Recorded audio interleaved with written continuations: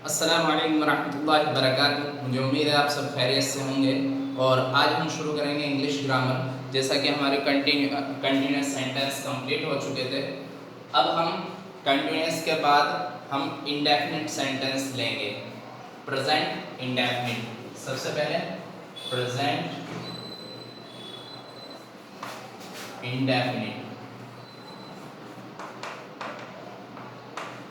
Present indefinite sentence कौन से होते हैं, अब उनकी पहचान देख लेते हैं। पहले पहचानेंगे कैसे हम प्रेजेंट इंडेफिनिट के सेंटेंस को। पहचान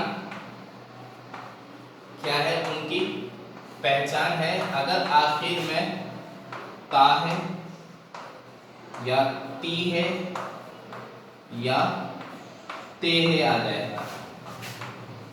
अगर ऐसा कुछ आता है तो हम समझेंगे वो सेंटेंसेस प्रेजेंट इंडेफिनिट के सेंटेंसेस हैं। क्लियर हुई बात। जिन सेंटेंस के आखिर में ता है, ती है, ते है आता है उसको हम प्रेजेंट इंडेफिनिट का सेंटेंस कहते हैं। फॉर एग्जांपल पहले रूल लिख देते हैं हम, उसको बनाते कैसे हैं, फिर एग्जांपल लेंगे। सबसे पहले हम सब्जेक्ट लिखते हैं, सब्जेक्ट के बाद प्लस सब्जेक्ट के फौरन बाद सब्जेक्ट के बाद हमारा वर्ब की फर्स्ट फॉर्म और प्लस एस या ईएस, एस या ईएस। लेकिन ये एस या ईएस क्या है, कंडीशन के अकॉर्डिंग है। अगर हमारा सब्जेक्ट सिंगुलर है तो एस या ईएस लगेगा, वरना नहीं लगेगा। ये हमारा कंडीशन के अकॉर्डिंग है। यानी सब्जेक्ट अगर सिंगुलर है, सब्जेक्ट सिंगुलर के साथ लगेगा। सिर्फ सब्जेक्ट अगर सिंगुलर है तो एस या ईएस लगाना है, वरना नहीं लगाना है। यानी प्लूरल सब्जेक्ट के साथ हमें एस या ईएस नहीं लगाना है। क्लियर हुई बात। आखिर में ऑब्जेक्ट अगर कुछ है तो। क्लियर। फॉर एग्जाम्पल हम सेंटेंस समझेंगे एग्जाम्पल के थ्रू। जैसे कि वो खाना खाता है, मुझे भूख बहुत लगती है इसलिए मैं बार बार खाना ही खाता हूँ। वह खाना खाता है, ता है। क्लियर। तो आखिर में क्या है, ताहे आ रहा है। ठीक है, ताहे आ रहा है मतलब हमने पहचान लिया ये प्रेजेंट इंडेफिनिट का सेंटेंस है। और अब हम समझेंगे इसको बनाएंगे कैसे। सबसे पहले हमारा सब्जेक्ट लिखा जाएगा। सब्जेक्ट क्या है हमारा, ही, तो हमने लिख दिया ही। और ही के बाद वर्ब की फर्स्ट फॉर्म खाता। खाने के लिए हम क्या यूज करते हैं, ईट। और ईट के बाद एस या ईएस कब लगाना है, जब सब्जेक्ट सिंगुलर हो। सब्जेक्ट सिंगुलर है या प्लूरल है इस टाइम, सब्जेक्ट सिंगुलर है। तो सब्जेक्ट सिंगुलर है तो हमें क्या लगाना है, एस या ईएस, हमें लगाना है एस। अब आप कहेंगे सर हम ऐसे कैसे डिसाइड करेंगे एस लगाना या ईएस। आप इस काम को करते करते सीख जाएंगे, बट फिर भी मैं आपको एक लिंक सेंड करूंगा जिसमें आपको ये क्लियर हो जाएगा कहां हमें एस लगाना है, कहां हमें ईएस लगाना है। अगर मैं यहां समझाऊंगा तो वीडियो बहुत लंबी हो जाएगी, इसलिए आप उस लिंक के जरिए वहां वीडियो देखिएगा और वहां समझ लीजिएगा। क्लियर हुई बात। चलिए, ही ईट्स, मैंने कहा था सब्जेक्ट अगर सिंगुलर होगा तो एस या ईएस लगाना है हमें। ही ईट्स और प्लस ऑब्जेक्ट। ऑब्जेक्ट क्या हमारा, खाना, यानी कि फूड। ही ईट्स फूड, वो खाना खाता है। क्लियर हुई। चलिए नेक्स्ट देखते हैं। नेक्स्ट ले लेते हैं, मैं घर जाता हूं। मैं घर जाता हूं। अब आप कहेंगे आखिर में तो हूं आ रहा है, आपने कहा था है आएगा, तो है और हूं मैंने बताया था इक्वल। तो अभी क्या है, ता हूं, यानी ता है आ रहा है हमारे आखिर में। हमने पहचाना ये क्या है, प्रेजेंट इंडेफिनिट का सेंटेंस। अब हमारे पास सबसे पहले सब्जेक्ट लिखना है। सब्जेक्ट क्या है? आई। और आई के बाद वर्ब की फर्स्ट फॉर्म। वर्ब की फर्स्ट फॉर्म क्या है? जाना यानी जा यानी कि गो।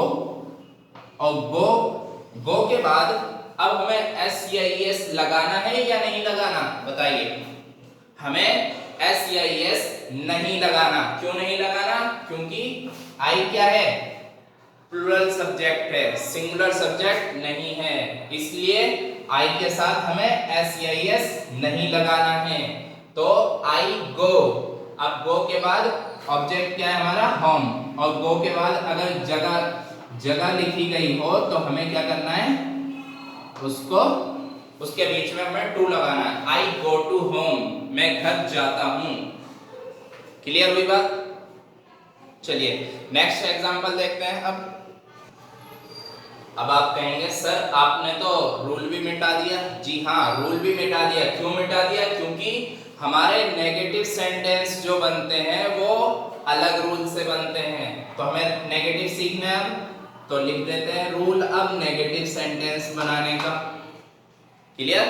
नेगेटिव सेंटेंस अगर हमें प्रेजेंट इंडेफिनिट में नेगेटिव के लिए रूल लिखना है तो हम इस रूल के अकॉर्डिंग काम करेंगे। सबसे पहले हमारा सब्जेक्ट रहेगा, उसके बाद डू या डज, दोनों में से कोई एक चीज यूज करेंगे, डू या डज। डू इस्तेमाल करेंगे हम प्लूरल के साथ और डज का इस्तेमाल करेंगे हम सिंगुलर के साथ। क्लियर हुई बात?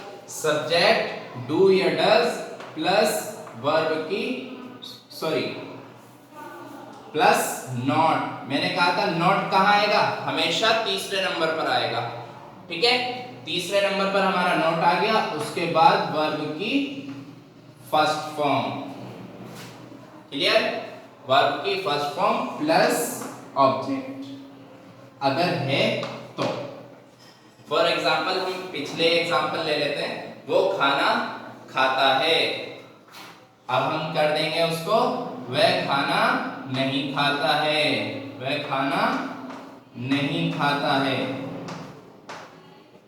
नहीं खाता है। ठीक है, वह खाना नहीं खाता है। तो अब हम सबसे पहले सब्जेक्ट लिखेंगे। सब्जेक्ट क्या है? ही।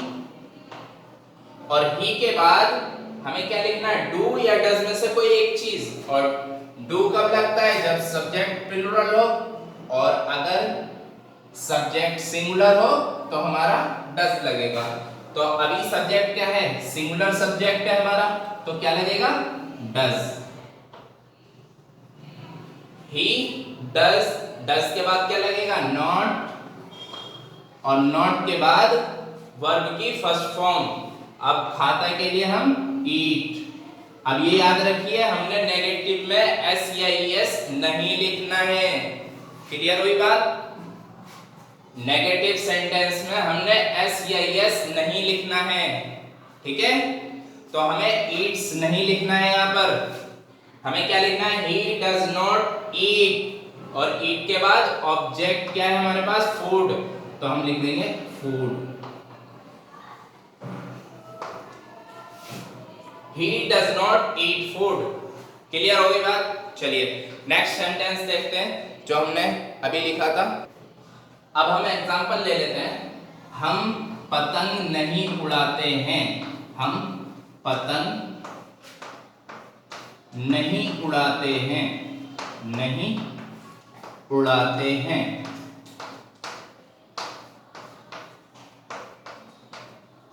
ठीक है, हम पतंग नहीं उड़ाते हैं। तो अब यहां पर सबसे पहले तो हम सब्जेक्ट लिखेंगे। सब्जेक्ट क्या है हमारे पास? हम।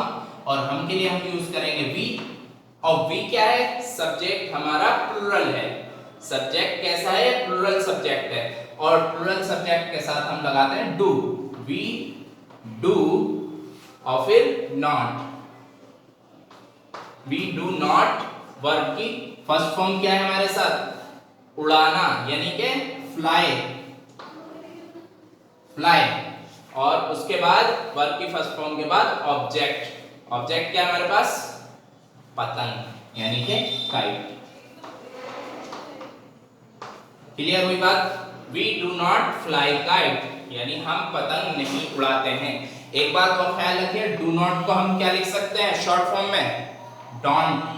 अक्सर आपने देखा होगा लिखे हुए DONT, डोंट। इस तरीके से हम लिखते हैं DON, डोंट, ऊपर कॉमा और फिर T, इसको बोलते हैं हम शॉर्ट फॉर्म में डोंट, और डू नॉट को हम डोंट लिखते हैं। क्लियर हुई बात? चलिए यहां तक आपकी बात समझ में आ चुकी है। नेक्स्ट देखते हैं आगे। अब हम बनाएंगे इंटरोगेटिव।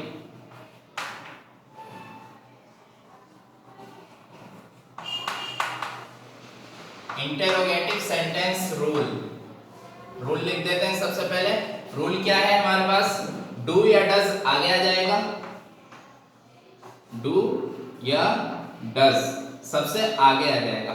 ये ख्याल रखिए, हमेशा हमें हेल्पिंग वर्ब जो लेनी होती है नेगेटिव सेंटेंस से लेनी होती है, यानी उसमें तो हमारे पास यानी पॉजिटिव सेंटेंस में हमारे पास कोई हेल्पिंग वर्ब नहीं थी, तो हमारे पास हेल्पिंग वर्ब कहाँ थी? नेगेटिव रूल में थी, तो हमने उसको आगे लिया। क्लियर? डू या डज सबसे पहले आ गया, उसके बाद सब्जेक्ट आएगा हमारा, फिर उसके बाद क्या आएगा? अगर हमारे पास नॉट है तो नॉट आएगा, अगर नॉट नहीं है तो नॉट नहीं आएगा। ठीक है? उसके बाद वर्ब की first form plus object. For example हम ले लेते हैं इंट्रोगेटिव सेंटेंस में, क्या वो पतंग उड़ाता है? क्या वो पतंग उड़ाता है?